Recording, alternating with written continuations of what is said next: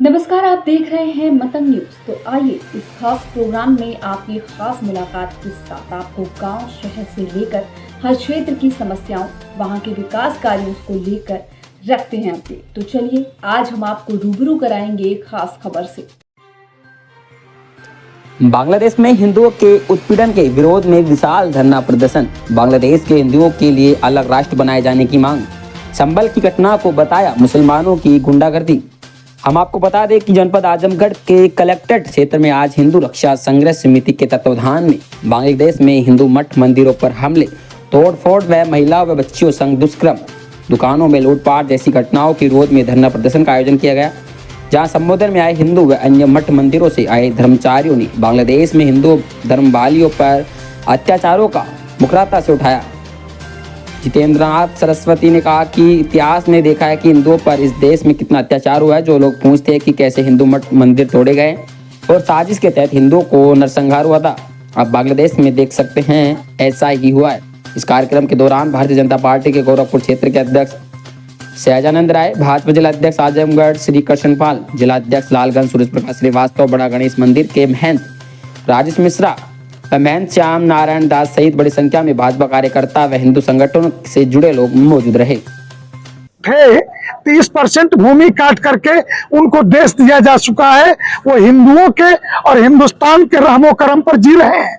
अगर उन्हें अलग देश चाहिए तो पुनः पाकिस्तान प्रस्थान करने के लिए वो स्वतंत्र हैं। उनकी जमीन वहां दी गई है, वो जा सकते हैं। संभल में भी इस तरह की घटना होती है, उस पर क्या करेंगे? संभल की घटना शुद्ध रूप से मुसलमानों की गुंडागर्दी है और इस गुंडागर्दी में पुलिस प्रशासन मरने के लिए नहीं है। इनकी गुंडागर्दी, न्यायालय ने आदेश दिया सर्वे करो और न्यायालय के आदेश का पुलिस पालन कराने गई। ये रातों रात ईंट पत्थर आए कहां से, किसी ने पूछा क्या? और ईंट पत्थर चलाने वाले को जिन राजनीतिक दलों ने प्रश्रय देके 5-5 लाख रुपए दे रहे, उन गुंडों से पूछा जाना चाहिए कि वो राजनीतिक दल चला रहे हैं या गुंडों का समूह चला रहे हैं। स्वामी जी, आज के कार्यक्रम का क्या उद्देश्य? नीचे कर लो। बांग्लादेश के अंदर जिस प्रकार अंतर्राष्ट्रीय साइड में जो लोग भी खड़े हैं कृपया अपना स्थान ग्रहण कर लें। जितना आइडिया नीचे करो। बांग्लादेश के अंदर जिस प्रकार एक अंतर्राष्ट्रीय षड्यंत्र के तहत हिंदू जेनोसाइड, लोग पूछते थे मंदिर कैसे टूटे, और हिंदू मंदिरों के लिए आज जो दावा कर रहा है ये कब तोड़े गए थे, कैसे तोड़े गए थे, तो जिन पीढ़ियों ने नहीं देखा, जिन्हें उत्तर नहीं प्राप्त, वो आज बांग्लादेश में जो कुछ हो रहा है और 90 के दशक में जो कुछ भारत के जम्मू कश्मीर के अंदर हुआ, इन दोनों से इस प्रश्नों का उत्तर मिल जाएगा।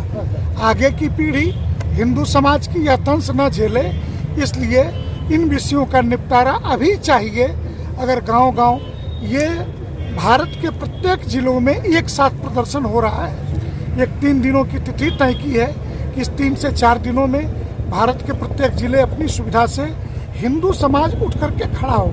अन्यथा दुनिया में धर्म के नाम पर अगर सर्वाधिक हत्या हुई है तो हिंदुओं की हुई है, और वो हत्या है 45 करोड़ से ऊपर। तो अब हम इस हत्या को, इस बलात्कार को और इस दंश को सहने को हम तैयार नहीं। सर, सरकार से क्या मांग रहेगी? सरकार निष्क्रिय बनी हुई है, 3-4 महीने से लगातार कोई कदम नहीं उठा रही। सरकार निष्क्रिय नहीं है। अगर सरकार निष्क्रिय होती तो बांग्लादेश में शेख हसीना की हत्या हो गई होती। 83 किलोमीटर की दूरी है ढाका और हमारे अगरतला के बीच में, त्रिपुरा की राजधानी।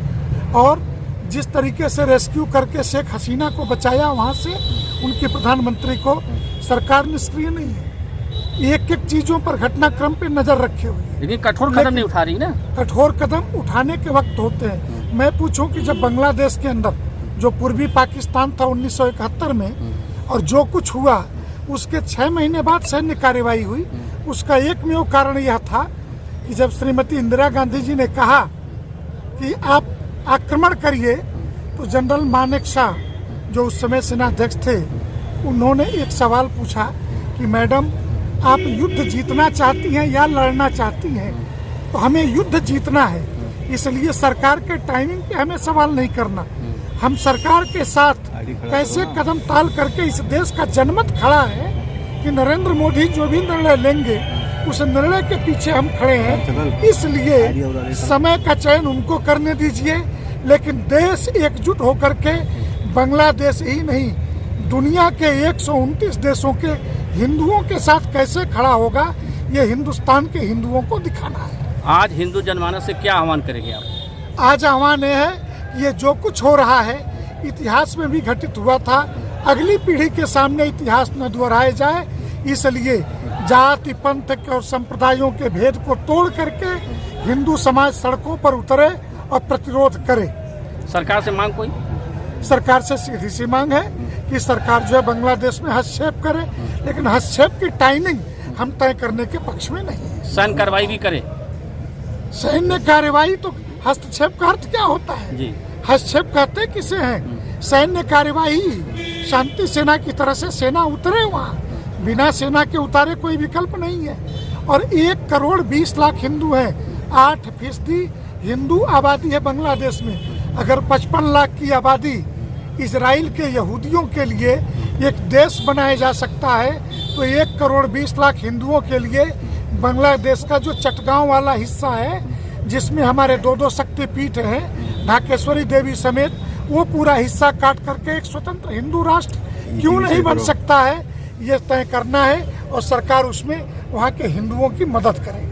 Thank you.